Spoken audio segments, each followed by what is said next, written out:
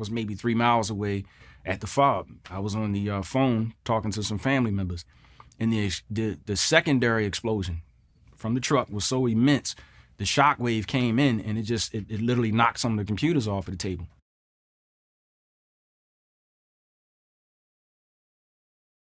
My name's Darnell Golden. I served in the Marine Corps from 2000 to 2006. I grew up in Baltimore, Maryland. I'm pretty sure if any Wire fans in the nation, if you're familiar with that show, a lot of the scenes that was shot on that show, I grew up in those very same neighborhoods in West Baltimore. Unfortunately, my childhood started off unconventionally. Grew up in a drug-infested neighborhood. I love my mom, may she rest in peace, but she made some alternative lifestyle choices, and unfortunately, she couldn't raise my brothers and I. So through a lot of unfortunate events, my grandparents decided to adopt me at the age of 3. And my 3 other siblings, between foster homes and living with other family members, that's how they came up. Again, growing up in that infamous part of West Baltimore, and I'll just elaborate on it a little bit. I'm pretty sure in 2013, 2014, a lot of the tension between the police and the neighborhood, the Freddie Gray riots and, all of that stuff that started gaining national attention, like I said, I came up in the middle of all of that. So just seeing the violence and the drug activity that I was exposed to coming up as a kid, that kind of shaped me. You were exposed to a lot of things. So even if you were the good, straight and narrow kid that wanted to, stay in school, stay off the streets, stay from the in crowd, you were tempted in a lot of ways. So, I mean, one time I was presented with the crossroads to, hey, you could sell crack. You could make this decision to either get in the trade and sell crack, or you could just disregard that temptation or get on a bus and go to school. So it was this one particular time I used to catch the bus to school, 6th grade, I think, if I can remember. One of the local drug dealers on the corner, he kind of would always talk to myself and a lot of the school kids. So he said, hey man, I see your grandparents, I see your grandmother and grandfather, you all seem like a squared away family. I'm just paraphrasing what he actually said at that time. He said, you know what, one of these days I'm gonna come up and I'm gonna rob the shit out of one of you guys. So again, me growing up around these people, I kind of took it with a grain of salt. I said, man, you're not going to do that. He said, well, either I do that or you run this down the street for me. And inside this brown paper bag were these vials of crack. So he said, take it to somebody else. So I had enough courage at that time to disregard that and get on the bus and go to school. I always remember that time. I always used to say, if I made that decision to do that, where would my life be right now?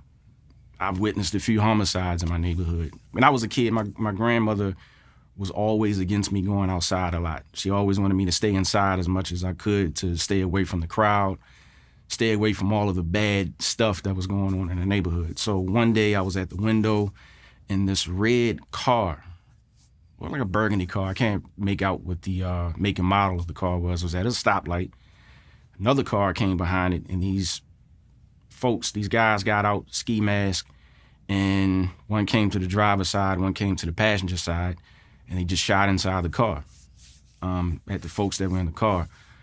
I'm guessing the driver's foot came off of the gas because the car drifted and hit the corner store.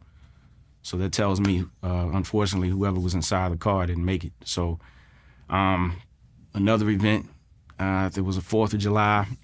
In that particular neighborhood, the 4th of July fireworks is like a huge thing. You have a combination of fireworks and gunshots. I just remember being in the doorway of the apartment building where I grew up at, and between the fireworks and the gunshots, and then I saw this guy stagger from the alley, and he sat on a next door neighbor's porch of mine, and he just collapsed onto the ground. I think somebody had robbed him or shot him, and I'm pretty sure there's other things that I've witnessed coming up as a kid, but that kind of trauma and then witnessing things like that as a kid, you try to separate yourself so far from it. Honestly, when it happened, I didn't know how to really take it in. I mean, I'm like, wow, I looked at it, I'm like, man, this guy's dead, and I think a lot of kids in that neighborhood at that time, I think eventually we became numb to a lot of things, like the drug activity, seeing unfortunate things like that with people losing their lives. You just became numb to it. So all I knew what to do at that particular moment was just to go back inside and mind my business, and then just, again, stay away from the bad things. The drug part, like smoking weed or things like that, that came about. And I'll admit, I kind of delved into that as a young kid coming up. The gang part, I got some pressure. We didn't really, in Baltimore, we don't refer to them as gangs. Or back in the day when I came up, it was always corners. You were from this corner or you were from this neighborhood. So I had a lot of peer pressure to join the in crowds from those particular neighborhoods or corners. So yes, I kind of did away with a crowd that I was hanging out with in the 8th grade. It was at middle school, and they wanted to just go around and jump people. In Baltimore, we refer to it as you're banked. That's the term that we use for if you get multiple people that will jump and beat up one individual. So I didn't want anything to do with that, because I knew that if the police didn't get you, if you weren't arrested for doing things like that, for assaulting people, someone could kill you over things like that. Because also in Baltimore, if retaliation is a big thing when you do things like that. So I wanted to stay away from that. So this one particular day, I was on the bus stop, and these same individuals that I kind of deterred myself from, they banked me. It was maybe 9 or 10 of them. So, and I had to fight because the bus went past, and I had no choice but to really fight and try to survive in that situation as best as I could. But thankfully, the next bus came, and some people pulled me on the bus from that situation. So, yeah, that was one instance right there. And then, also in the neighborhood where I grew up at, I was presented with a lot of situations where I had to, I had to stand up and fight people in order for me to not be bullied, in order for me to, find myself out of certain situations that I couldn't find myself out of. One particular situation, a lot of people would fabricate things to make it seem like they have a beef with you, but they really don't. One guy said, "Hey man, I heard that you disrespected my sister, or you called my mother a bitch," things like that. They would just come off the top with ignorant shit like this in order to find a reason to have a beef with you. So, instances like that where I had to stand up and I had to throw hands with some people in order to get out of that situation so that I can survive that. Got to give credit to my grandparents, because I think the healthy balance that allowed me to make good decisions for myself and to really make decisions opposite of that was the upbringing and the rearing that I had from my grandmother and my grandfather. So my grandmother, she picked up where my mom left off at. She became that really great mom, provided the nurturing and the guidance that I needed from her and the love.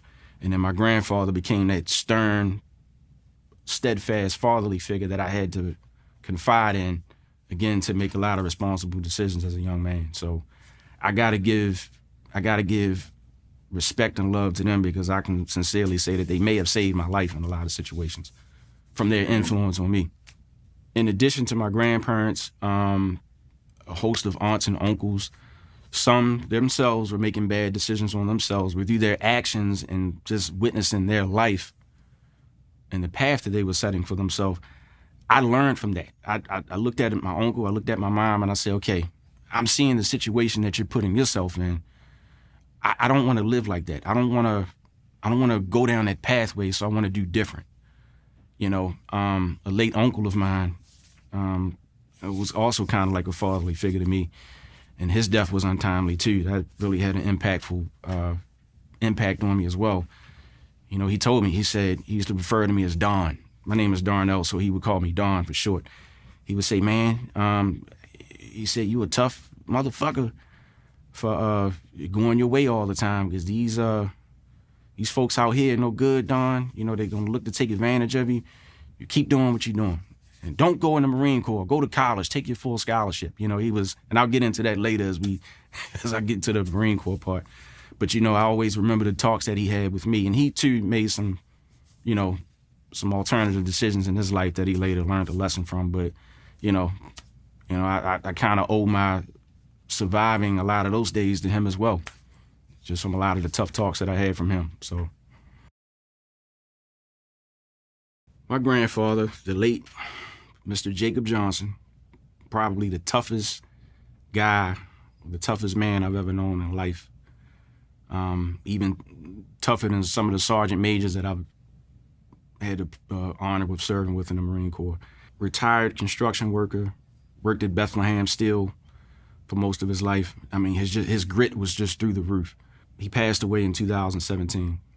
As a kid, third grade education, coming from South Carolina, sharecropping family, he always had this abundance of wisdom where he would share with me the importance of taking care of your family, always respecting your son's mother no matter what, and just modeling what it means to be a man through workmanship, the importance of having a job, the importance of utilizing whatever God-gifted talent you have as a man.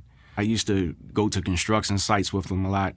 One time he couldn't sneak me on the premises at Bethlehem Steel, but I kind of stood in the parking lot and I knew that was him inside doing that dangerous job, working around the steel melting pots. I don't know what the name of those things were. And just being able to witness what he did as a man to provide for his family, that's where I get my work ethic from as a man. That's why I'm adamant about always keeping a sound job to be able to provide and take care of my family. So I owe that to my grandfather. He instilled that in me as a man from a little boy up till now. So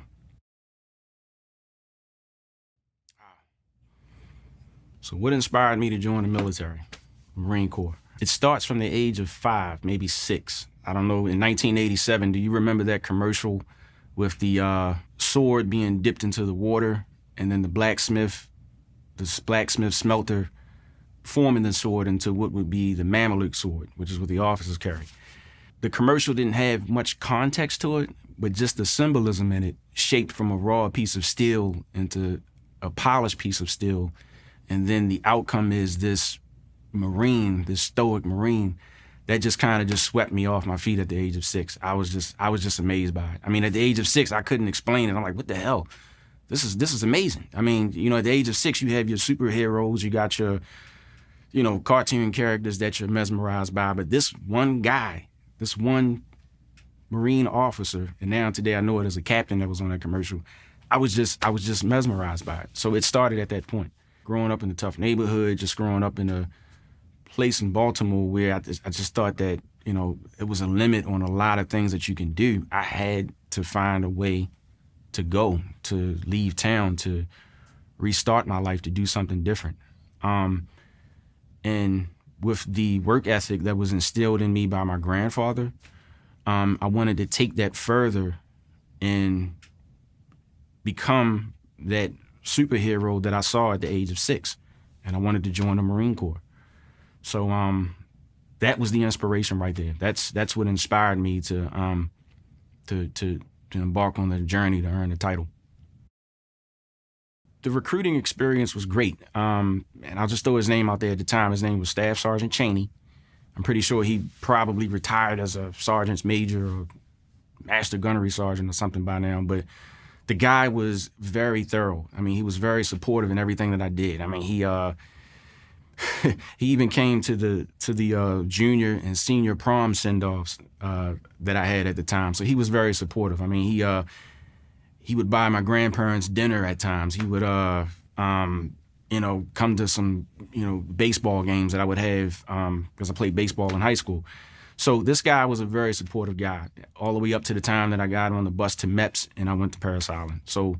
And it was awesome. And he did his due diligence in ensuring that I understood what it meant to respond to a drill instructor, because at some poolie events, they would have off-duty DIs to come to give us that initial shock and awe of, give us that snapshot of what we'd have, once we step on those yellow footprints.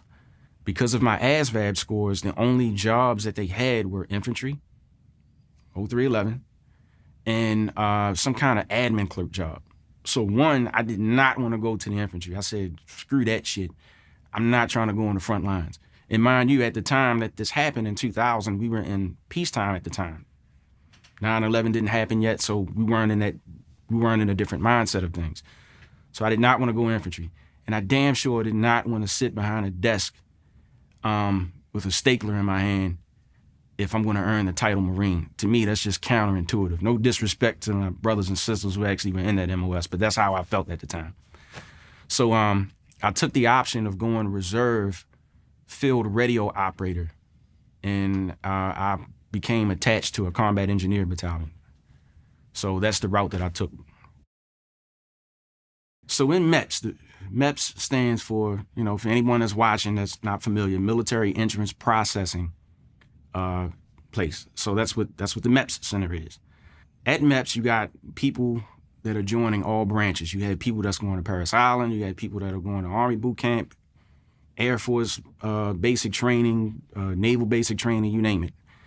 So you have all these kids in a hotel together, congregating together, excited about the next steps that we're going to take, so on and so forth. So the one feeling I remember is, man, this is going to be fun. This is going to be adventurous. Like, oh my God, this is going to be, naively thinking at the time, all the way up to the point when we took that midnight ride. I can't remember what time it was, but for some reason at Parris Island, you always arrive on the footprints, pitch black in the nighttime. And I don't know, I think that's a psychological tactic that they always used to, that they would use on people that would go to boot camp. So all the way up to that point, when we got to that, and as soon as the DI, I'm gonna say he was a senior drill instructor because he had a black belt. As soon as he got on the bus and he had this he had this rasp frog voice. Sit up straight, get your, you're familiar with that voice. As soon as he did that and the way he did it and how stoic he was and upright, it just caught everybody's attention. Just imagine, I was in the back of the bus, just imagine looking down the aisleways and you seeing these heads, some with headphones on, some, and everybody's just straight, just like this, automatically all of a sudden. As soon as he gets on the bus, and he tells you you're now aboard Marine Corps Recruit Depot, Parris Island, South Carolina. I remember the building 622, which is where everybody goes in there to get processed. So, okay, at that moment, he tells us to get off the bus. We get off, he's screaming at the top of his lungs. You got like 6 other pit bull DIs outside the bus, just making life miserable for us on the yellow footprints until we got on the yellow footprints. We go through these tall silver and golden doors with the eagle, globe, and anchor to go into the hall where we sit down and we start our processing from that point on.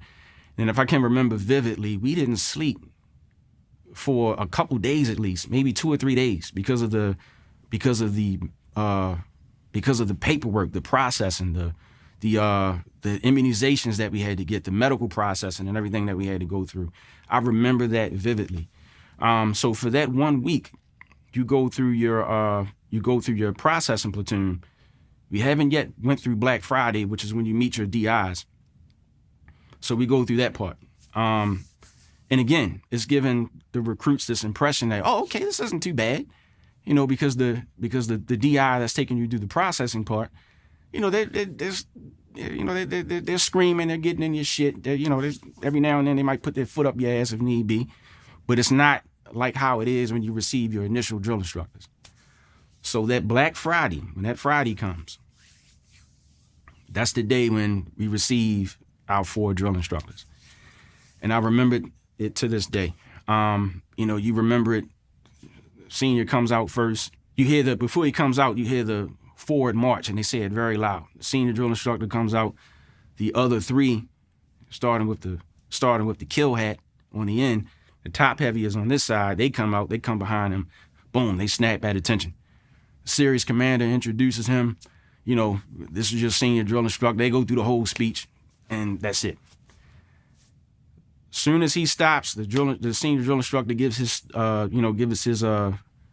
infamous, I am, sit up straight, get your eyes on me, you're, blah, blah, blah. Everybody knows that speech by heart. As soon as that speech was done, that's when all hell just broke loose. I mean, I'll never forget it. All hell just broke loose. The drill instructors literally started falling over recruits to try to make us get in line. I'll never forget the organized chaos at that point. And then for the rest of the day, maybe for the rest of the week, I mean, it was just mentally torturous. Some parts of boot camp, getting back to the mental part, it was actually comical in a sense. Of course, you can't laugh in front of your drill instructors. You can't break frame and laugh in front of them because they'll kill you over this. But because you knew what their job was. Their job was to mentally see how weak you are and where your breaking point was mentally. So a lot of the things that they would do, a lot of the schemes that they would do, or tricks that they would do to mentally break you, to get you to break frame and laugh, just knowing that they were doing that was funny in and of itself. But you can't laugh. You got to hold yourself, or else you'll be on the quarterdeck all day. Yes, drill instructor's job are to try to mentally break you. They say boot camp is a mental strain on you to try to see how tough you can be mentally. So you had some of us, we found a lot of things comical because we knew what the DIs were doing, but we went along with their program, so that they won't try to physically break us. But then you also had these small group of recruits that they weren't mentally cut out for the whole thing.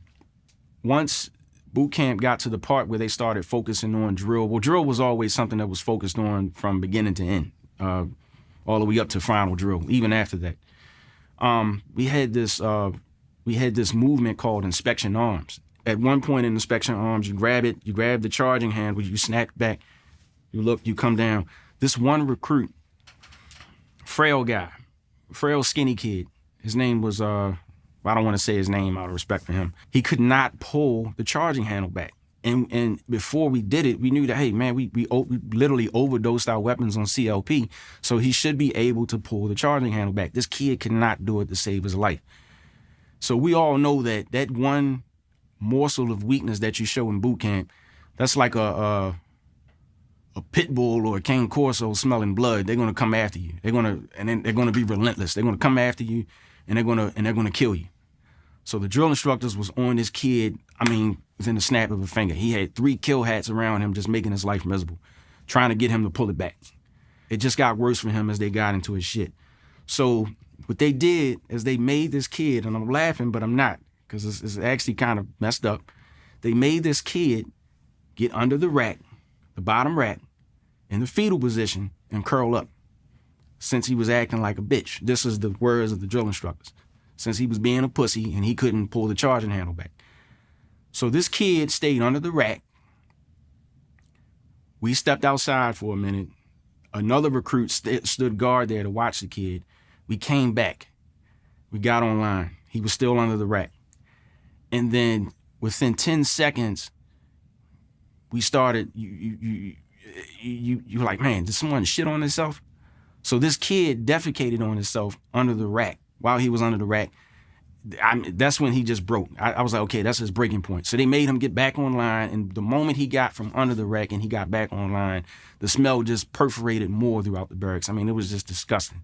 So the drill instructors, that's when they went in for the kill. Let's just say the day after that, next week, we never saw that kid again. I don't know if he got dropped to another platoon. I don't know if he medically had to go out because he mentally couldn't take it, but I never saw the kid again after that. So funny story, but not funny story. I'll never forget that. Another story, Firewatch. I happened to be on Firewatch one night, and this was at the rifle range at the time. And, you walk in the barracks, you got your red lens flashlight walking on your Firewatch duty and stuff. And I heard this loud bang at a window in the back. So I go to the back to check on what's going on. It was to the back of the squad bay. So you got the drill instructor's hut at the beginning of the squad bay. It was towards the back. This one kid tried to run and jump out the window.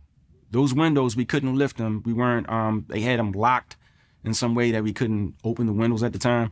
This one kid wanted to jump. He tried to jump out the window and kill himself and try to commit suicide. So I had to go, once you see something like that, you got to go, whoever the DI is on duty at the time, it happened to be our senior drill instructor at the time, I had to go let him know what's going on and everything. And again, when drill instructors smell weakness, if they see that, they're not going to be remorseful for you. So the senior drill instructor came out and he lost his shit. when he saw what this kid was trying to do. I guess once the kid was escorted away, we didn't see it actually happen, but once they had to escort the kid away, the senior drill instructor like, man, I wish that fucking window would have broke. Things like this, because they don't, again, their job is to make a Marine. You know what I mean? Just like it was the Spartan's job to create a Spartan warrior in the Agoge. Drill instructors are the same way. They have no remorse whatsoever. So I remember that story. Another story, final story, the fat body recruits. They would have these vertical white stripes across their T-shirts to signify that, hey, this person was overweight. They couldn't do the PT task. They couldn't do anything to perform up to par. So they would have these individuals in alternate physical training platoons or PT platoons. So I think this one recruit, he came to our platoon. I think he met the basic criteria to be able to go to a regular platoon to train, but he still had his fat body T-shirt. And you're going to literally look at the kid and say, all right, this guy's overweight, clearly. So he stole the orange out of the chow hall. Once the drill instructor realized this, the whole scene mimicked that scene from Full Metal Jacket when Private Powell had to stand on top of the Foot Locker. He stole the donut, and the senior drill instructor stuck the donut in his mouth and made everybody do push-ups for it. It was the same exact scene almost. So this kid stood on the Foot Locker. He was a fat body. All he had was his underwear on. Back then they used to issue us the not the boxer briefs, the briefs. They used to issue us the white briefs. So he had on his white briefs. He stood on top of the Foot Locker, and they made him hold the drill instructor made him hold his arms out, and he told him to jiggle in front of the platoon. So as this kid was jiggling, you could see the love handles and you can see all the belly fat and everything just shake. So again, everybody's trying to not break frame. We're not trying to laugh because we know that we'd be next if we laugh at this guy. So the drill instructor's making him do more funny shit because he wants to see how we'd react to it, and we're trying our best not to laugh at this shit. So, but myself and a few other recruits just lost it when this happened. He took the orange and he shoved it inside the recruit's mouth. It was halfway inside the recruit's mouth. And this guy was still shaking his body. So I just lost it. I said, man, I don't give a shit if they put me on the quarterdeck. I can care less. This is just too funny not to laugh at. The next day I got killed on the quarterdeck because of that. But that kid actually graduated. He walked the parade deck. You know what I mean?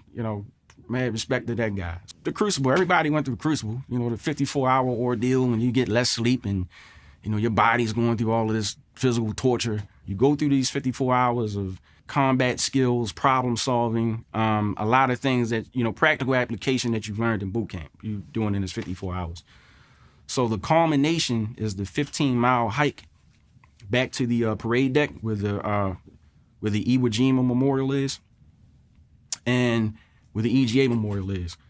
Company First Sergeant, natural-born leader. I'll never forget this guy. Very natural-born leader. It seems like he was just bred to lead Marines. And, if he's in the same room with you, he would always inspire you. That was the Company First Sergeant, what I remember from this guy. I was in front of the platoon. He was on the side. You had the guide on, to my right. And we're just digging in. We're marching. And he was just telling us, just dig in. Just dig in through the pain, and you'll get there. And you'll be there before you know it. So I'm just leaning forward, just digging in, trying to get to my destination. Mile 2, I remember. One by one, I can't remember how many, but the blisters just started popping in my feet. One by one.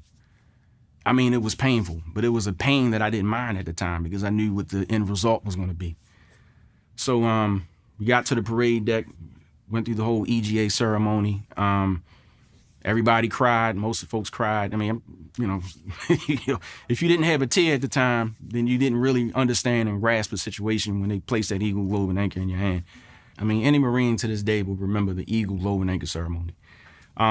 With all of the shit that you went through in those 3 months, the hell that your drill instructors took you through, the physical pain that you went through. When you get this EGA placed in your hand, if a tear did not come out of your eye, something's wrong with you. I don't care how big and tough you are. I don't care how mentally or physically tough you were. that was the moment when you became vulnerable to yourself and you said, man, I did it. You know what I mean? That was like getting your Super Bowl ring. You know what I mean? Or your World Series ring at the time, when you got your eagle, globe, and anchor to say, hey, I'm a Marine. And at that point, you knew, hey, no one can take this from you. It's yours forever. The title is yours forever until the day they put you in the ground. And even after that, you're still a Marine. So I remember that time vividly. The same drill instructor that gave me the EGA, this was the same drill instructor that kicked my ass on numerous occasions. First 3 weeks, I think it was right before swim qualification came up, we had these glasses called BCs, birth control glasses. Well, BC stood for birth control because they said that if you wore these weird looking glasses, there was no way in hell that you were going to try to get any rap from the ladies. So we had these BCs. I had to get issued a set of BCs with the strap behind them. But these were the most uncomfortable eyeglasses that I've ever worn in my life. So they didn't have a cushion under the nose, anything, and the strap was just miserable. So one day we're standing on line, and I just couldn't help but to fix my glasses. One day we're standing at attention. I went like this real quick while he's at the other end of the highway, chewing somebody else's ass out. He sees this shit. So I see this big brawny guy, big Jamaican black guy, just to get real muscular. He looks like the picture of a bulldog, you know what I mean, but with a human face. That was this guy. So he came down, got into my ass, and then he took his hand, pulled my head back, took his 2 fingers and started jamming the glasses. Not too much, but jamming them. Giving me the thing like, all right, these are going to stay on your face or else, right? And I can't remember what he said to me at the time. I don't think he said anything, but he had this look on his face while he was just jamming the glasses. So I'm leaning back, I'm taking, okay, what do I do in this situation? So I just take it. He stood me back up. I'm at attention. He leaves. It was a trail. It was like a trickle of blood. I said, okay, I'm not crying or anything. Why is there I feel a liquid coming down my face? And then again, my instinct is I want to just take it and wipe it off. So the kill hat drill instructor, the most junior drill instructor, saw that shit. He came over to me. He said, I'll fucking kill you. If you lift your finger, I'll kill you. That was one time, from that situation with him. And then when I arrived at boot camp, I was this young kid. I had an attitude issue. I was very stubborn with a lot of things. I had some readjusting to do on a lot of things. This one drill instructor that I told you about, when I got to boot camp, we got the Black Friday out of the way, we got our drill instructors. I think I received a letter from home about about a relative being sick. So I was having a bad day that day. So my attitude kind of came out about the whole thing, and he could see that in me. So he took me in the Foot Locker, where we used to keep our supplies and everything at, and he took his cover off, and he wanted to know, okay, what the fuck is your problem? That's how he started talking. So I wouldn't say anything. He jabbed me in the chest. I fell down. I got back up.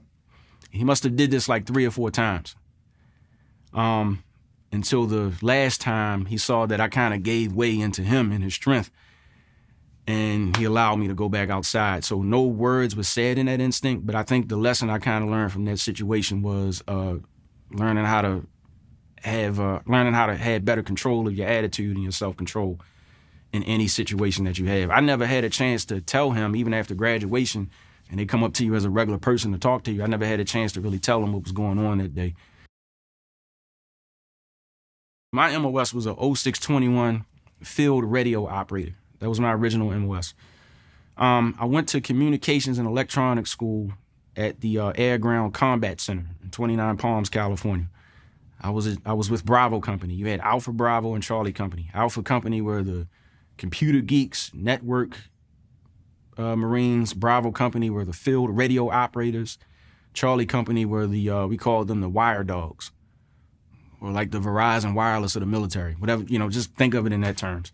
So I was a part of Bravo Company. So in school, I'm learning about the SINGARS radio, single ground channel airborne radio system.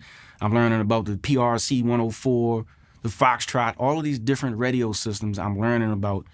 and the science behind them and how to get them to work. I mean, I'm also learning about a lot of the different omnidirectional antennas, the OE254, the antenna that we would mount on the back of a Humvee. The nomenclature slips my mind at this time, but they say if you touch this antenna when you're transmitting, it can electrocute you to death. I don't know if that sounds familiar or not, but you're learning about a lot of these communication systems in Bravo Company. But PT, oh my God, we had this instructor. This guy, the head instructor that we had, he said, look, I'm not going to force you all to do more than what I can. He was a triathlon athlete, ran a decathlon. So on plenty of days, I probably died PTing with this guy. Every morning before class started, the runs, 3 miles minimum. Sometimes we go up to 5, sometimes we go up to 6 miles. It was crazy. So the Bravo Company barracks at that particular part of in that particular part of the base, there was a sand trail. So the trails behind it was just sand, and you had these sand dunes and these hills that we would always run up. And I mean, and we had these sand dunes called the Three Sisters, one called the Sugar Cookie, and the incline was maybe this steep.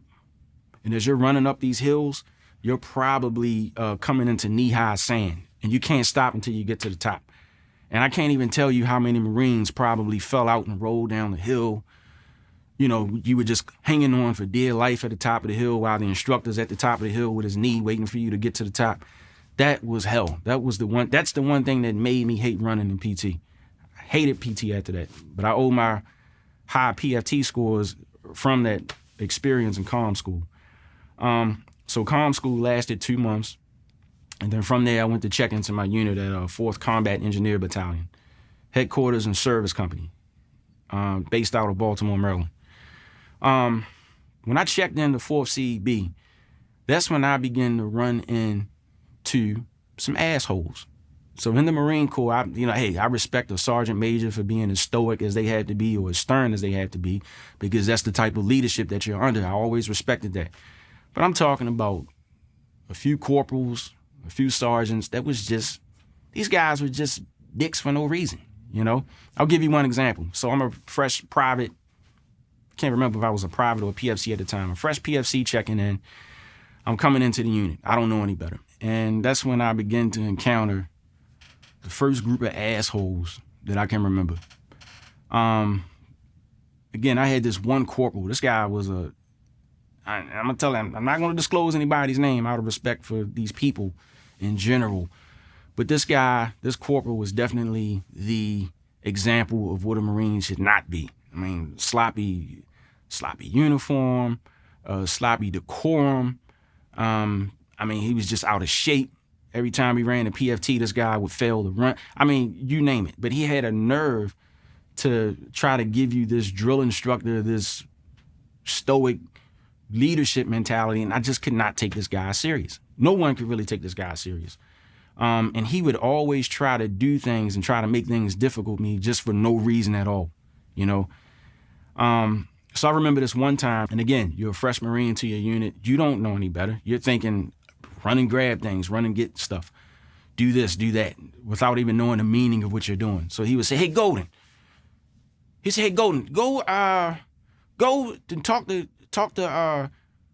to the gunny, not understanding that you got to go through a chain of command as a private before you get to that next level. You skip the chain of command. That's a cardinal sin right there. You never do that shit.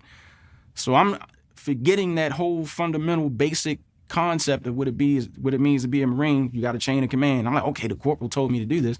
I'm going to go do it. Go to the gunny and ask him if he can give you a PRC 7, prick 7. So I'm like, I don't know what the hell a PRC 7 is or a prick 7 is, but I'm going to go ask the gunny what the shit is, because that's what the corporal wants me to do. So I go to the gunny. Hey, gunny, such and such says, do you have a prick E7? He said, get the fuck out of here, you asshole, and don't come back. So basically, I called him a prick and I didn't even know it. That's what this asshole corporal just put me up to. You know, would always play tricks on me like that to make me do things. He even tricked me into going straight to a captain. This captain was I I don't know if he was the S1, 2, or 3 officer, but I went straight to this captain to ask this captain a question. Again, you never do that shit. You go through your chain of command so it can get to that point. And this captain happened to be a prick his damn self. Same thing. Physically, you would look at him, he's not what you would think a Marine should look like. He didn't hold himself to the physical standard physically. But mad credit to this captain, you know what I mean? He could run his ass off. I mean, he had a good PFT, but his attitude and his leadership was just not something to follow, in my opinion. That's when I began to wise up and begin to learn my lesson on what things were and how to push back on things respectfully with my NCOs without being fearful at that time. So he did teach me some things in that aspect, but let's just say me and that guy never saw eye to eye. So he eventually got out the Marine Corps. I think he discharged in 2000. No, it was shortly before the towers hit. So probably early 2001, and then we had the World Trade Center attack later that year. So I didn't see him from that point on. So when I joined the Marine Corps, again, I didn't want to go into the infantry. I didn't think that the chances of me seeing action or seeing combat, I thought that was like very slim. I'll never be involved in anything like that. You know, these historical figures and these Purple Heart recipients that they teach you about in boot camp, you know, you're thinking, man, I'd probably never end up in a situation like Way City, the Battle of Way City in Vietnam, you know, not knowing that I was going to be stuck right in the middle of our generation's Way City, which was the Battle of Fallujah, and our Vietnam, which was the war in Iraq and Afghanistan, not knowing that. So, long story short, the towers took that tough hit in 2001. The Pentagon was attacked. That's when everything started to come full circle on why I really joined and what my purpose was going to be moving forward. I'm coming from a friend's apartment. You know, this friend was a student at the University of Maryland, Baltimore County at the time, and I'm coming from a friend's apartment on my way home. I'm hearing on the radio about a plane that hit the first tower. I'm like, what the fuck? A plane hit the first tower? And I'm thinking in my mind, okay, maybe it's like a small prop plane or a Cessna plane or something like that. But the moment they said commercialized plane, you know, in my mind, I automatically thought, okay, that has to be purposeful, because what are the chances of a Boeing plane, a commercial-sized plane, hitting a building like New York City? I mean, hitting I had to loop that back, hitting the World Trade Center. What are the chances of that, unless the Air National Guard was to shoot this plane down? So I'm thinking, this has to be purposeful. So I went to a relative's house. I actually went to visit my grandparents at the time to do some things with my grandfather. And I sat down at the table, we're talking, and I didn't see the second plane hit, but my grandmother started yelling and screaming. She said, oh my goodness, they're trying to kill those people. And, you know, because that's when she realized, this is something purposeful. Somebody's doing this.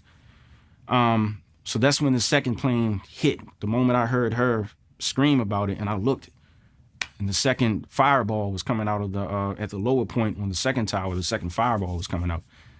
And then eventually they started talking about the Pentagon being hit.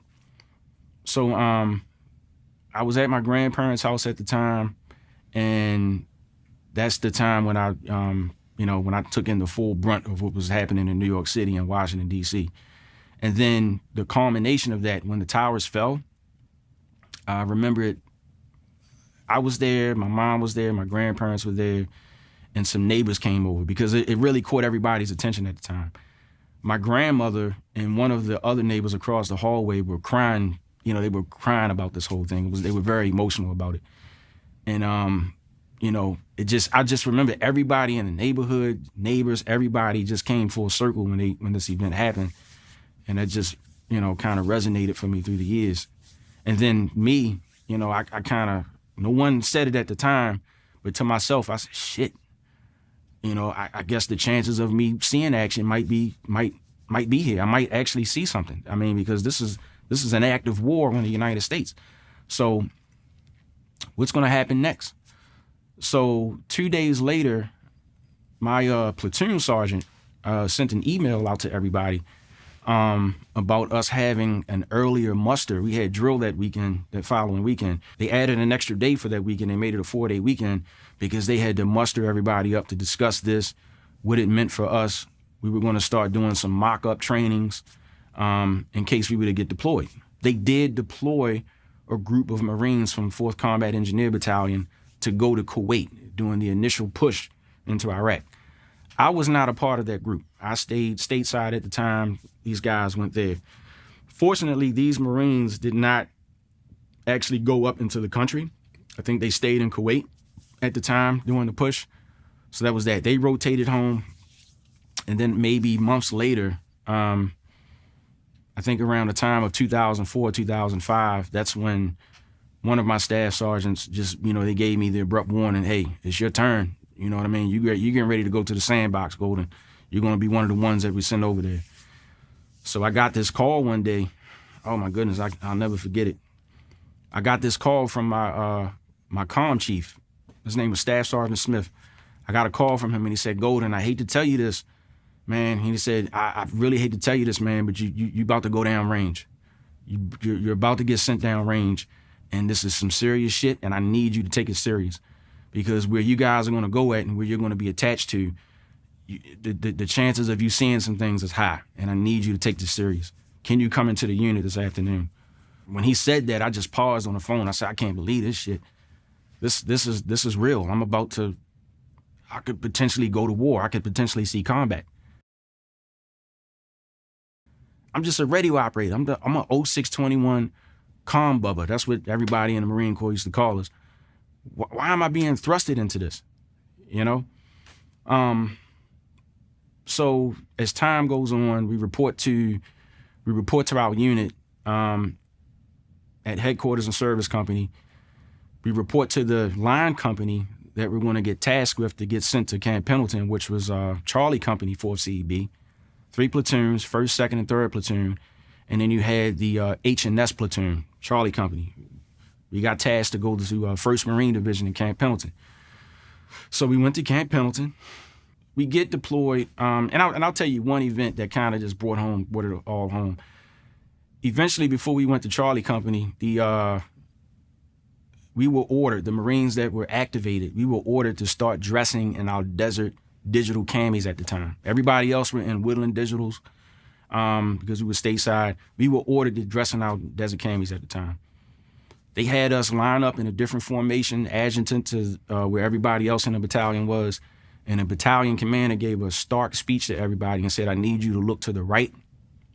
Do you see these group of Marines over here? We need you all to know that these men are about to go in harm's way. And we need you to be there for your brothers. We need you to support them. And we need you to show them the utmost respect because from the last deployment, these Marines are actually going to go down range into a dangerous hotspot. And that's when it just set in. I said, shit, it's a 50% chance that I might not come back home. And some guys in that group did not come back home. We went to Charlie Company. We got attached to them. And the assignments came out. I kind of found some relief in the whole thing because I'm thinking, okay, all right, they're going to send me to headquarters and service company, 1st Marine Division in Camp Blue Diamond. I have nothing to worry about. I'll be behind the wire. You may get mortared. You may get, indirect fire thrown at your position every now and then. But what the hell? You're safe, right? This was the naive, ignorant mindset that I'm thinking at the time. So I was known within Charlie Company. I had a reputation for being the subject matter expert for a lot of the communications equipment, the basic comm knowledge that you needed to set up a radio, maintain your communications network so that you can keep that line going. I was known as being the subject matter expert for that. I even taught a couple classes to the platoons on what they need to know to set up a radio, how to change the battery, how to load a channel, how to load your cryptography onto the radio, things like that. I was the SME for this. So 1st platoon, they had their radio operator, 2nd had theirs, 3rd had theirs. I was supposed to go with H&S Company. The guy from 1st platoon, the radio operator from 1st platoon had some things he had to work on. He needed help. So lo and behold, they said, hey, Golden, Corporal Golden, you're going to go with 1st Platoon. I said, oh, shit. So where's 1st Platoon going at? 1st Platoon is going into Fallujah. They're going to the Fallujah AO. I said, oh, fuck. Because I'm hearing on the news about Vigilant Resolve that was happening at that time, the First Battle of Fallujah. I'm like, God damn, that's a hot spot. What the hell? So my whole perspective has changed. I'm like, God damn, I can't believe this shit. So, but I was, I manned up and I said, okay, this is what I'm assigned to do. Put the uniform on. I'm not gonna be a pussy about it. This is what I'm gonna go do. I'm gonna be a man about it and go and do what I gotta do.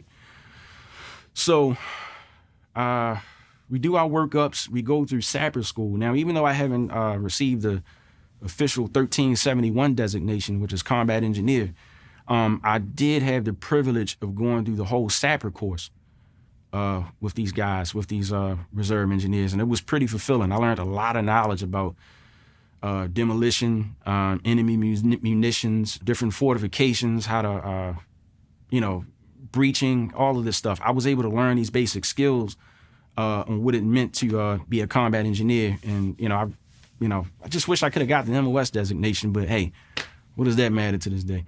But route reconnaissance, we learned about that on what combat engineers do. So I was able to learn the basics behind a lot of that stuff with these guys. And after that build-up, after the sapper combat engineer course was done, they started rotating us out slowly to go to Iraq. So they started with the H&S company folks first. They went to Blue Diamond, and then we went second. 1st Platoon went to that. The first location that we went to was Kuwait. We stayed in Tent City for maybe about 2 or 3 days, if I can recollect clearly. And then from there, they flew us out on a C-130. I'm still sick to this day just thinking about it. They flew us out on a C-130. Oh man, I must have used about maybe 2 or 3 of those vomit bags that was on there. So we got on the C-130, we flew to Al Asad Air Base. They did this, it's called a combat landing. When they come across, I'm panicking on the damn plane because I'm thinking, oh shit, we about to crash. Why the fuck is the plane twirling around like this? But I'm thinking, oh, it's a combat landing. That's what they need to do to land on the airfield. It's not like a commercial plane. So I remember that. A few guys actually kind of got on my case about that. But I admit, I was a little bitch behind that. But, and then I remember when we got off that plane, it was like sticking your head inside of an oven. That's how hot it was. It was in the dead of summer. It was in early August. Yeah, early August in Kuwait, Iraq. It was just extremely hot over there. God, it was hot. I've never been in weather like that in my life. So we were on Al Asad, and then we went on to this convoy. We did a 5, 6, I can't remember if it was a 7-hour convoy at night from Al Asad up until Al Anbar province, into where Fallujah was, to the FAR base that we were going to be at, the forward operating base. So we get to this base. This is where the 3rd Battalion, 1st Marine Regiment is. The infamous Brahma Bull. They call them the balls of the Corps, right? So this is the infantry battalion that we're attached to at the time. On that convoy, they kept telling us that we were going to get IED'd, we were going to see something on that convoy. We didn't really see anything, but I'm going to tell you one thing. I did not sleep a wink on that convoy. We got to the FOB safe and sound, and we got off, we unloaded. The platoon that we were going to replace, which was a platoon that originated from 1st Combat Engineer Battalion, was there. So I think for a month, we started doing our right seat exchanges with them. You would ride with your counterpart. They would show you what their routine is so that you can know, before they rotate out of the area as well. The one thing I remember vividly, when I got there, I'm like, where's the radio operator at? Where's the RO for the platoon? So this guy got sent home early because he was wounded. So I'm thinking, man, this is my replacement for this, and he's already wounded. That set full circle, like, damn, this is the shit I'm about to really step into. That kind of brought it home a little bit. So that was there. So I had to get acclimated to the equipment and everything from this one corporal that was a combat engineer that took on that role as a radio operator because of the radio operator that they had to send home. So after a month is up, they're gone. And I think the 1st Battalion, 5th Marines was in that area of operations before 3-1 was. We're there. Our first missions were to start sweeping for IEDs, and to start looking for weapons caches in different houses, because I think they had a certain, at that time, the local populace, it was in the Al-Qamar area right outside of Fallujah. I think they couldn't exceed 1 AK-47 and two magazines at the time. If they did, we had to apprehend whoever the male of the household was to take them in for questioning if they had too many weapons or, in their house and things like that. So those were the missions at that time. Our first contact, the first time we ever got contact from the enemy was an IED blast. And this happened on the 4th vehicle in the convoy. I happened to be the assistant driver. I was the A driver in this convoy, okay? If I can remember, it was 2 120 millimeters rounds that were chained together that were rigged to blow in this particular location. Only one went off, the other one didn't. I'm glad the other one didn't went off, because more than likely I probably wouldn't be sitting here talking to you today, and we probably would have lost some other Marines in the cab of that Humvee. So anyway, that IED happens, it goes off. So we're traveling down the road, we're going back to the FOB because we just finished our mission. Now, just to backpedal a little bit, in sapper school, they would show us all kinds of videos of IED attacks. They would show us IED attacks that the Afghani fighters would do on the Russians at the time. The Russians occupied Afghanistan at the time, which was a good way how they defeated the Russians in Afghanistan. They showed us a lot of IED attacks. And the one thing I can think in my mind was, damn, that shit is terrifying. This is what I'm getting into. This is what could kill any of us instantly. And that very day, that's when it happened. So the moment it happened, it just felt like someone took a sledgehammer or someone took something and just cracked me across the back of the head. It just concussed the hell out of me. And I think my driver as well concussed him too. And he even lost some hearing on the left side because of it. So when the smoke clears and we come to and we realize what's happening, I'm also thinking we're taking small arms fire at the time, because you can see where the shrapnel started piercing, or it started fracturing the front of the windshield. So I'm thinking, shit, they're shooting at us too. So, but that really wasn't happening. So when we came to, the corpsman came up to the truck. He came up to the cab of the truck. He opened the truck, pulled me out.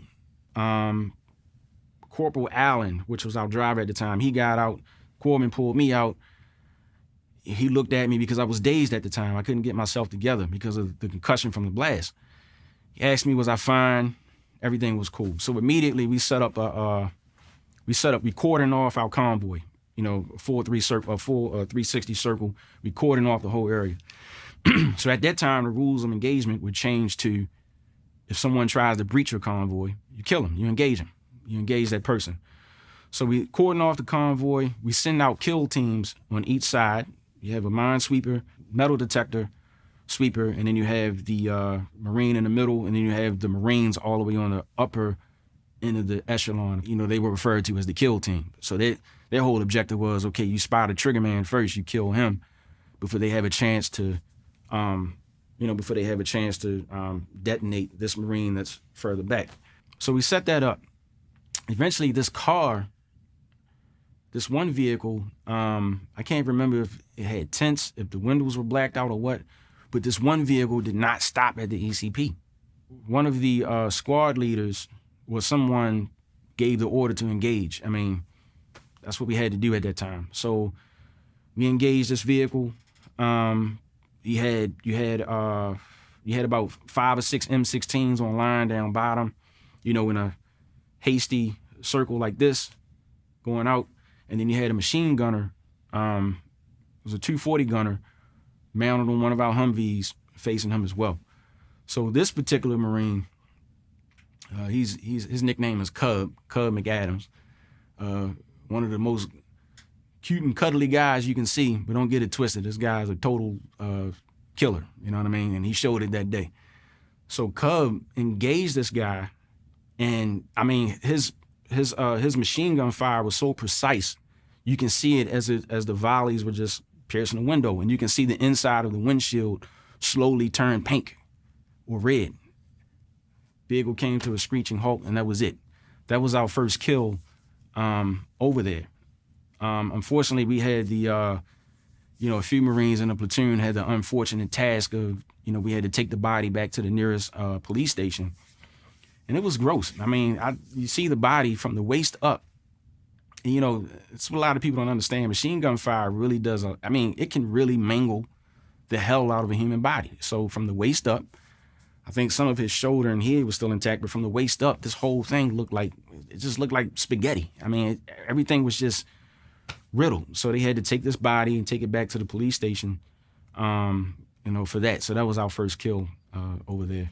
And I can say that a few of the junior Marines that had that task with doing that, it just kind of, I'm not gonna say it broke them like they lost their bearing at the time, but they just lost their shit, because this was their first time seeing a death in a war zone, and their first time maybe needing to handle a dead body, So that was one time. I was a corporal at the one time. That was one time when if a lance corporal was to snap at me or they lost their cool, I'm like, hey, you have every right to do that. You know what I mean? Because this is the shit that we're in at the time. That being the first death, I'm not going to say that we all became numb to that, because we didn't. We didn't at that time. Then we started hearing, from that time span on, we kept doing a lot of route sweeps, looking for IEDs, looking for weapons caches and stuff like that. One of the line companies, India Company 3-1, they stayed at a compound right outside of Fallujah, the National Guard compound. And 2 suicide bombers tried to penetrate that gate, and luckily they weren't able to get past the gate. They detonated. No Marines were killed that day. I remember it to this day. I was I was maybe 3 miles away at the FOB. I was on the phone talking to some family members, and the secondary explosion from the truck was so immense, the shock wave came in, and it literally knocked some of the computers off of the table. You know what I mean? And some of the backblast, the pressure, back pressure from the blast was actually moving some of the doors in the computer center that I was in. So I remember that to this day. So in the coming months, we started doing we kept doing the missions that we were over there for, route sweeping, searching for weapons caches and things like that. On numerous occasions, we would have to apprehend people if they had too many weapons, or if we suspected this person working with the local insurgency. That was our mission.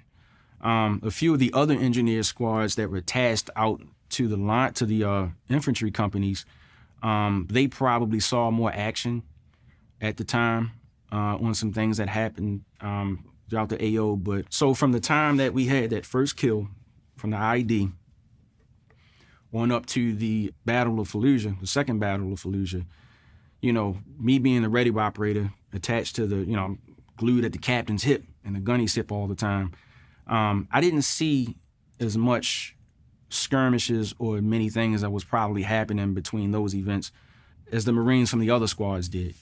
But we did do a lot of weapons cache sweeps, route sweeps to look for IEDs, and we did come across a lot of things that probably saved lives at that time. One particular IED that we came across, and a buddy of mine tells me that this made history as the largest IED that was ever detected. It was around 19 or 20 155 millimeter mics.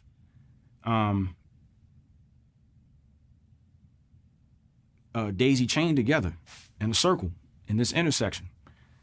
And we found the candy cane wire. They found the source of what could have caused us to go off. And I think the engineers eliminated the source. I think they did, because it's probably why I was still alive. But I remember that to this day. I always used to think to myself, man, what if the trigger man just happened to be asleep that day? Or what if they were preoccupied with something and their observation post, they happened to notice that we weren't there that day? Probably the whole entire platoon would have been annihilated that day, or half of the platoon would have been killed in action because of the enormity of that IED. So that's something I remember. Another vivid memory I remember, and this was about a month or half a month before the Battle of Fallujah started. One day we did a mission in this small town right outside of Fallujah, right outside the highway bridge that would attach to the city of Fallujah, right by Route Michigan. And we did our sweeps. We did whatever we could in the town. The children were out, the locals were out, which is always a good sign. You know what I mean? If the children were out playing. I remember this kid, to this day, I'll never forget it. I remember this little boy doing a gesture with his thumb as if a throat was going to be slit. And then off in the horizon, by the highway bridge, there was a black and a white Mercedes-Benz, okay? It's if they were just looking at us, just like observing what we were doing. The white Mercedes-Benz stayed. The black Mercedes-Benz made a U-turn and went right back into the city. The gunnery sergeant spotted that, and then there was a sign that, hey, let's get out of here before something goes on. So we eventually got out. We went back to the fob, and then that was it. I'm like, man, this is a hornet's nest right here that we're looking right at. We're looking at a live hornet's nest. You know what I mean? If we were to cross that one highway line, this platoon, we would have, it would have been a full-on engagement. So I remember that day. And then a couple weeks later, we did what was called a feint maneuver. And this is probably the first time when my nerves and my anxiety just got revved up due to what indirect mortar fire and direct mortar fire can do to somebody, just the anxiety behind that shit. So going into November, this is when the bigwigs decided, I guess after the 4 American contractors were executed and hung from the bridge. We know that as the Brooklyn Bridge. That's the name that we gave it there. It was a green, narrow bridge. So right after the 4 contractors were burnt alive and hung from that bridge, I think that's when they wanted to send in 10,000 Marines with a few Army units to take the city. So at that time, and they would hang these wanted posters up a lot. Every time you go into a cafeteria, every time you go into your duty hut or anything, they would have the wanted posters of Musab al-Zakari, the Jordanian militant that was in charge of the, I think they were known as Al-Qaeda in Iraq at that time. Today they're known as ISIS. It was the predecessor of ISIS at the time. Now they're known as ISIS. So Musab al-Zakari was the leader at that time of Al-Qaeda in Iraq. They would have his picture up. Of course, they would have up Osama bin Laden's picture. These are the primary targets that everybody is looking for. And they had a few other local folks hanging up as high-value targets. So this is the mission. They say, all right, we got to go in, we got to annihilate the local insurgency, and we have to look for these high-value targets. Musab al-Zakari at the time. The fear that I had going into this, and this is probably the fear that I had when I initially came over to Iraq, more so than being shot, more so than being blown up by an IED or anything else, my fear was, man, what if I'm captured and beheaded? Because this is what the enemy that we were facing at that time in that area, this is what they're known for. The fear of being beheaded was my number one fear. Being with the 3rd Battalion, 1st Marines, and being in that area and then knowing the enemy that we were facing at that time. And what would happen to you if you became a POW. So the Battle of Fallujah comes up. They make the decision to go in to assault the city. Before that started, 2 or 3 weeks prior, I'll say maybe a month prior, they decided to do a feint maneuver on the south side of the city, I guess to test out the positioning of where the enemy insurgents were, what they were doing, and how they would react to our maneuver. So, I was me, a couple squads of engineers went out with the grunts, and we were in Amtraks, the amphibious assault vehicles. They maneuvered on the south side of the city.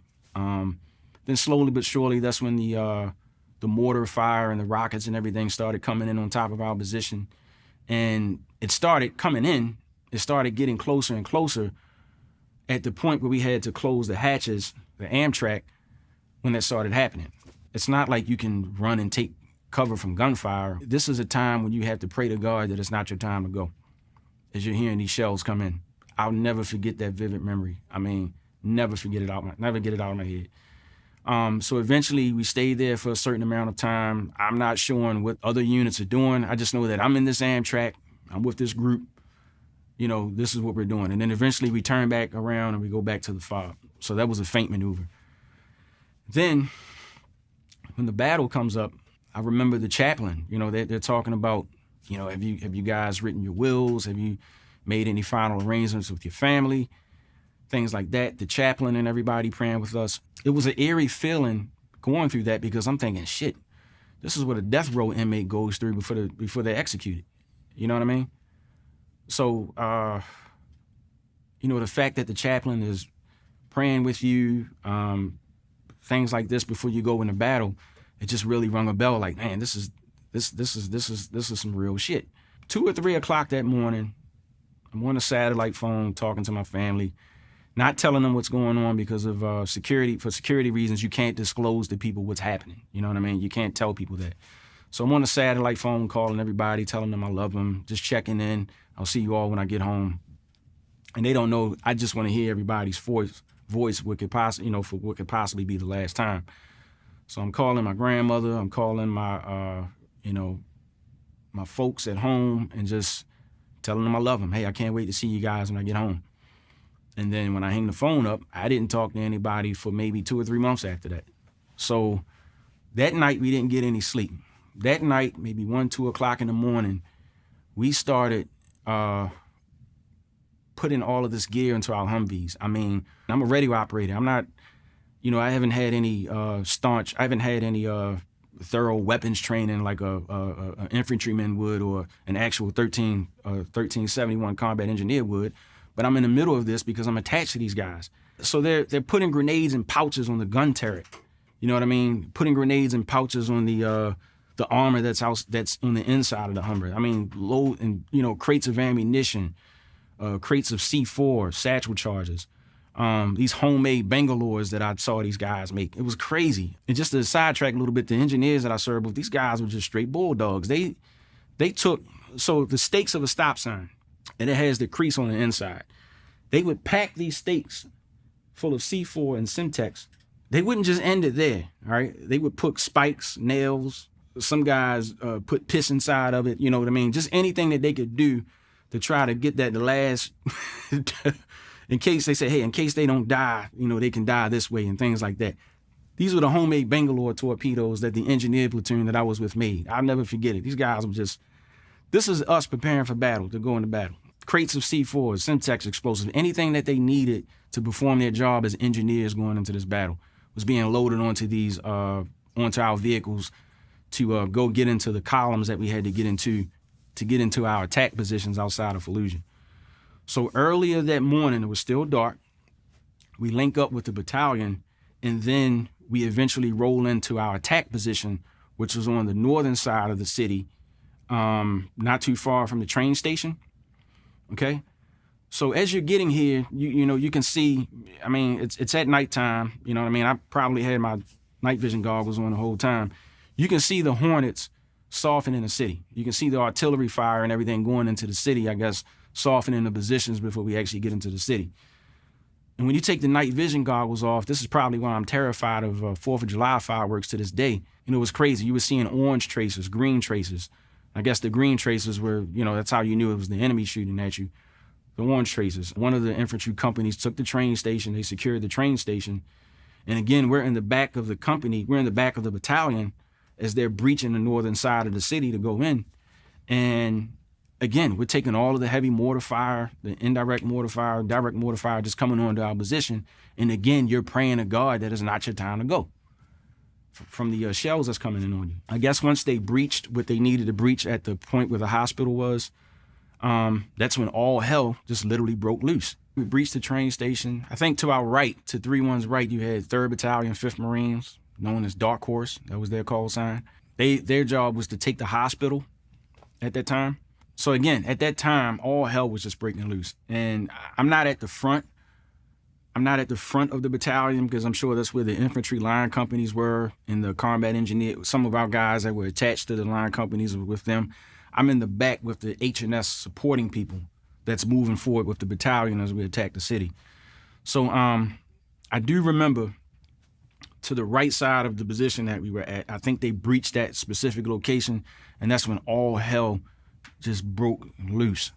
I mean, it was so much gunfire. It was so much it was just crazy. And I'm thinking to myself, man, the Marines that's going through that gauntlet, how the fuck can they survive all of this shit? The Fallujah 400, which was like a 400-meter street that they had to cross to really get into the heart of the city to get the battle on.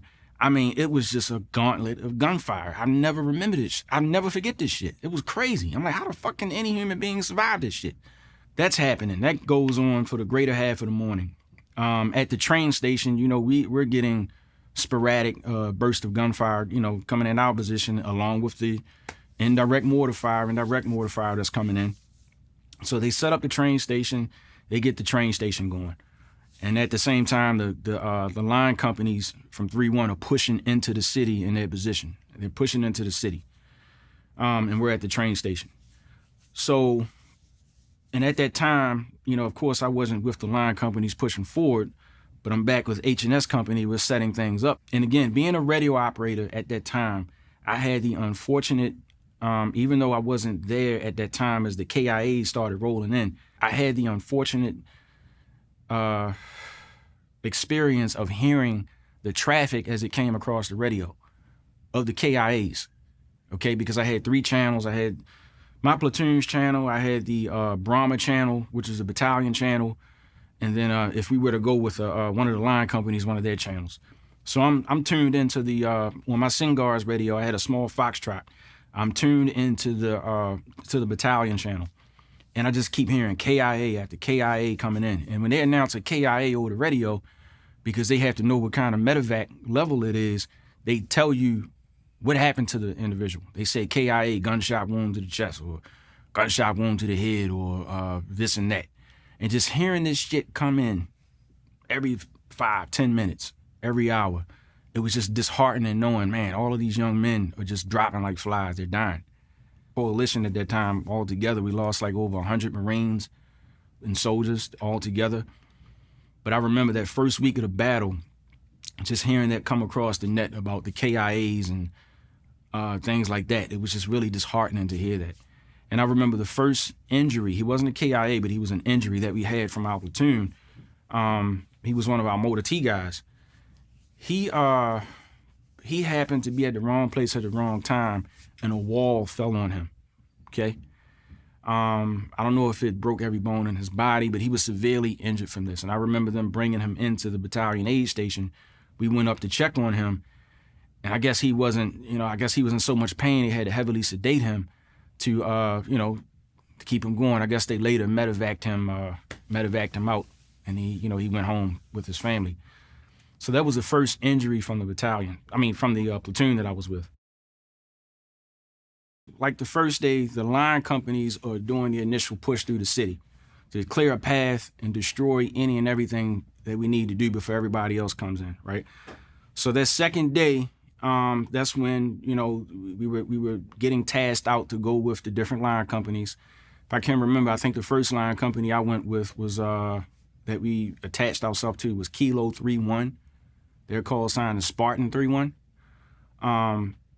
Everybody else they're infamous for the House of Hell. I don't know if you remember the House of Hell. Sergeant Major Castle. Look it up, the House of Hell. That famous picture of him coming out, being carried all bloodied up. That was the House of Hell. That was the ambush. He was that's what they were famous for.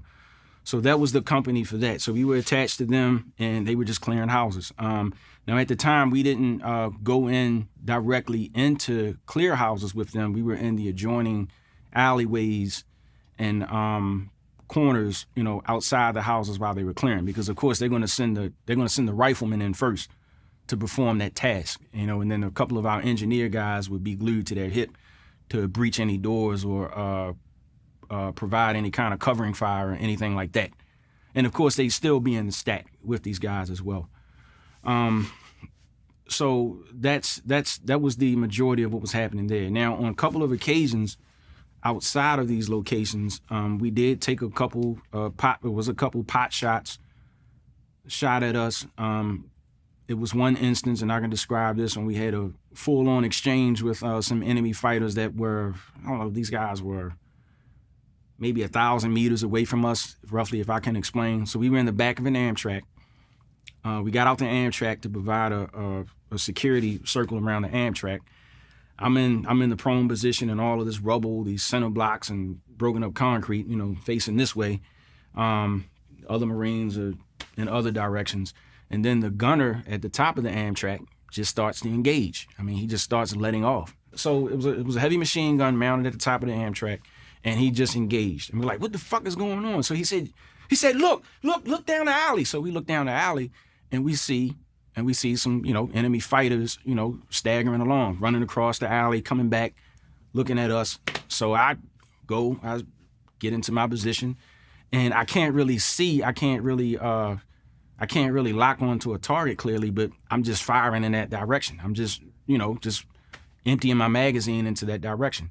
So eventually, when the machine gunner stopped firing on the Amtrak, we didn't hear any more pot shots coming at us. When you're being shot at, it sounds like a firecracker or like a crackle sound coming at you. We stopped hearing that, so we stopped firing, and we didn't see any more of these enemy fighters. So I don't know if they were killed or they just happened to, get away from that position or what. So that was the first skirmish that I encountered from being over there.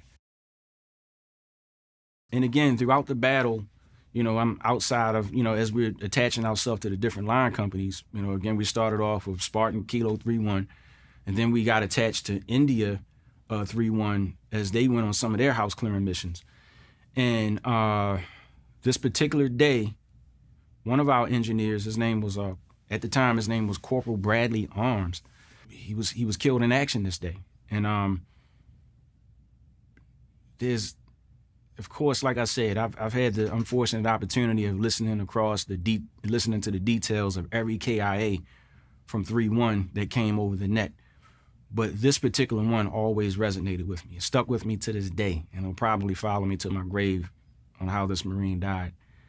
His name was Corporal Bradley Arms. He was attached to India Company, 3rd Battalion, 1st Marines. And his job was to, provide demo support, provide any kind of extra manpower support that they needed in clearing these houses. So on this particular day, I think he came up as help to provide some other Marines that was pinned down by gunfire, and unfortunately he was shot, and it just went, from the details I remember, it went behind his SAPI plate, and that's where the round caught him in his chest. We were in the adjoining courtyard, outside the courtyard, when all of the action was going on, and that's when our captain came to us and told us. He said, we have our first KIA. And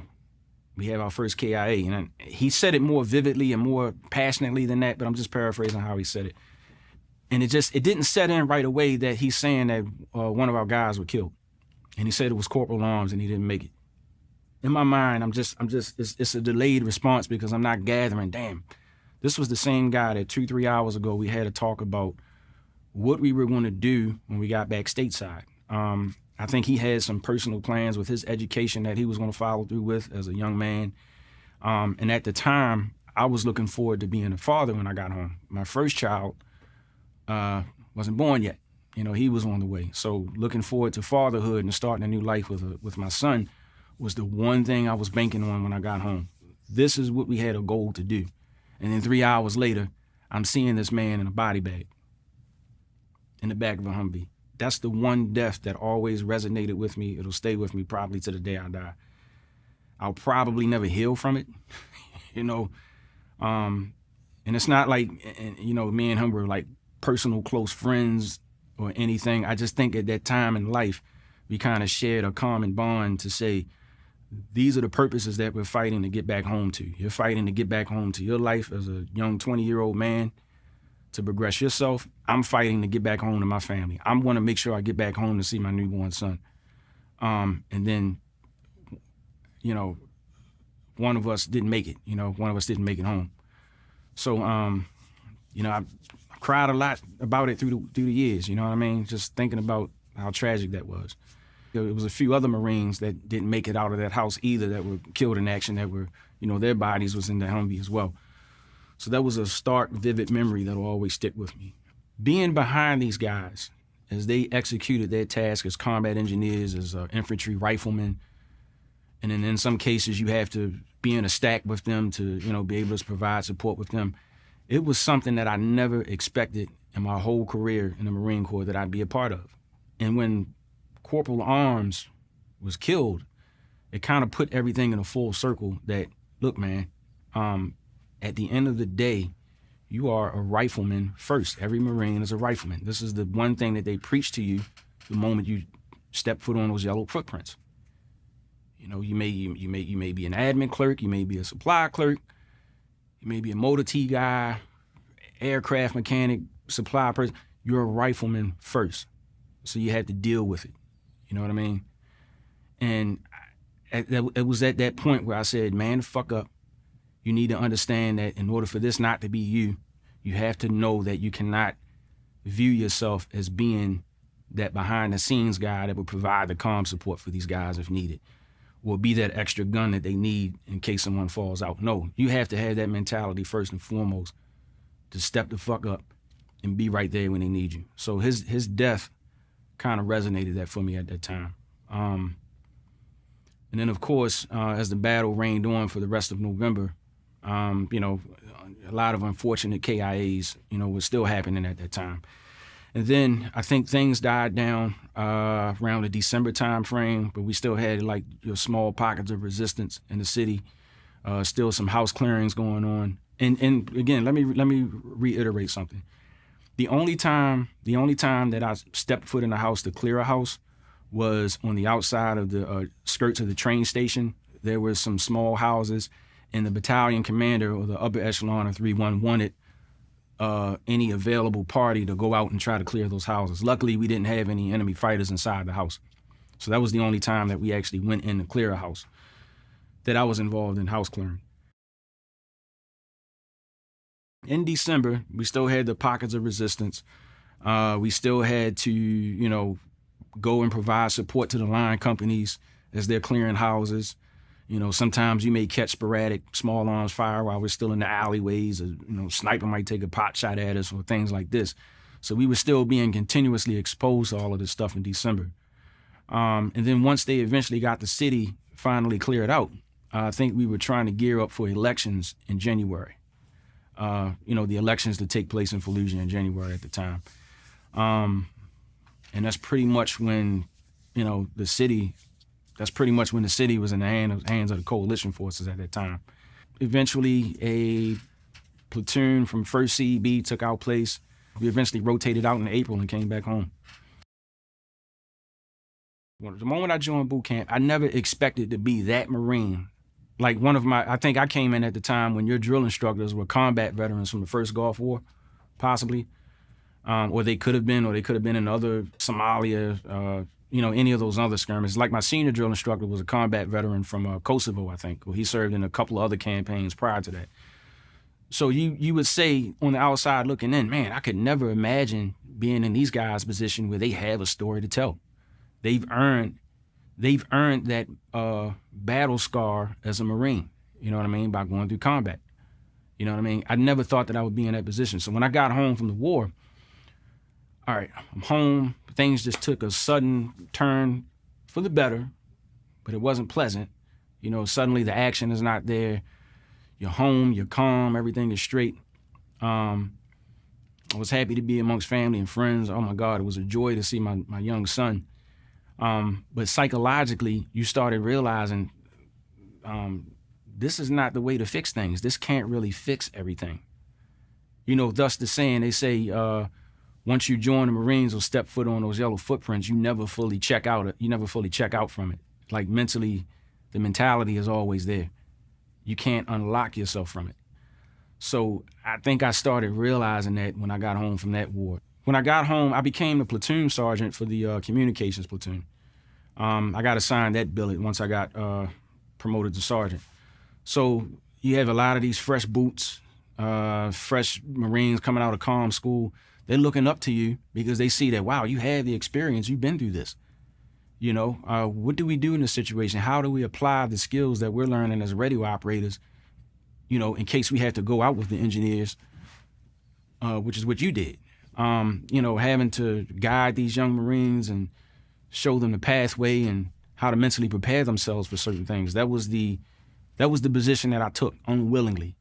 And honestly, it took a lot out of me. I mean, I don't regret doing it, you know, because I'm grateful that someone did that for me before I got deployed to go to war. But that was the surreal but tragic moment. And then knowing that, man, these young men that you're guiding, they could possibly go home and not return back home. You know, that was the surreal but tragic moment.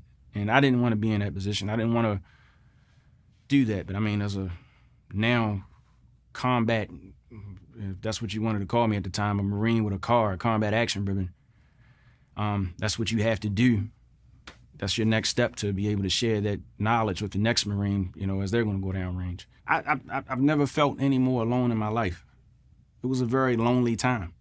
You know, no discredit to anybody, my grandparents, my spouse at the time, nobody or any other friends, nobody could understand when I tried to explain myself on the experiences that I had over there.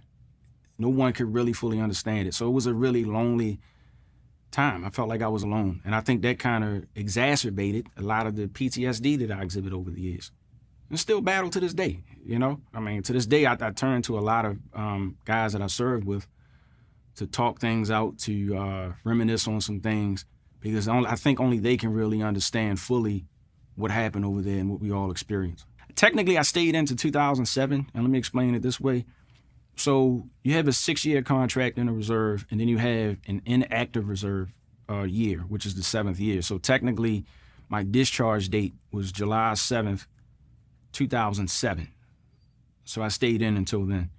The company first sergeant at that time, you know, he was dangling staff NCO in front of me at the time, like, hey, staff sergeant. But I just didn't take it because I knew at that time that if I were to take it, if I were to re-enlist, I probably would have ended up back in Iraq or Afghanistan someplace the next year. And honestly, considering the trauma from this last deployment, and again, you know, mad respect to the other Marines that was over there with me, because I'm pretty sure a lot of them went on numerous deployments after that. But just being real to myself, my son, and my family dynamic at the time, I thought it was, you know, more suitable for me to remain home with my kid because he needed me at the time. So I took my honorable discharge and I bowed out gracefully. I'm sure any Marine that have been in a war zone or been in the field, that moment when you can finally lay your weapon down, when you can lay your weapons down, your rifle and your pistol, and you never have to pick it up again. It's like a cross being lifted off your shoulders, so to speak. But at the same time, you miss it. You know what I mean? You miss the camaraderie. You just miss that atmosphere a lot. You know, you kind of miss it. And that goes back to what I say about you never fully check out from it. You know what I mean? You'll always be that same person to the day you die. Even though you don't put on the dress blues, you don't put on the camis, you're always going to be that person to the day you die. I struggle in so many areas right now. I mean, interpersonally, probably some friendships I could have saved over the years, relationships, you name it. You know what I mean? These are the things that I think are a byproduct of, the trauma that I endured from the war experience. You know, and I don't blame people for it too much because, you know, at the end of the day, going to war was my choice. I decided to become a Marine, so that's a cross that I probably carry on my back. But you'll still get trauma from it nonetheless. So, I mean, just in the, personal relationships with people, increased anxiety from a lot of things.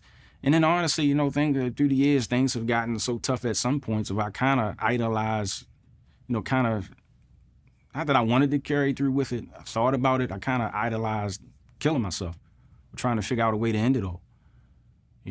Things have gotten tough to that point a few times, And, to this day, you still struggle with a lot, because like I just said, when I brought up the whole experience with my fellow Marine from our platoon being killed in action, sometimes you deal with survivor's remorse between that. You look at everybody else that didn't make it home, you say, well, damn, why me? And if I do make it home, how can I make the best of it and be thankful for everything that I have to this day? But you know, living in the society that we live in, you know, regular civilian life, it doesn't come that easy. It's not made that easy to come by, if that makes any sense. If I can say anything for the men and women that's watching this, veterans or anybody, if things get rough, things get hard, just at the end of the day, just lean on the ones that really love you sincerely, and it's going to be that one man or that one woman that unexpectedly, you never thought that you would meet this person in life, but it's that one person that you can lean on when times get hard. Think about your children, you know what I mean? Think about the accomplishments in spite of everything, just think about that, and that's the one thing that can possibly keep us going to the next day. That was my secret. That's how I kept going. The 43-year-old Darnell of today had an opportunity to talk to that 19-year-old kid that just wanted to just leave and go to Parris Island. I would tell myself at that time, take your time, young man. Pace yourself. Don't be too quick to run away from things. You could still achieve that dream of becoming a Marine, but maybe you should have took a different perspective from it. Maybe you should have took that full scholarship to go to college. You could have went to officer candidate school, and you still could have achieved your dream of becoming a Marine. Just take your time, pace yourself, don't rush things. That's what I would have told that young man.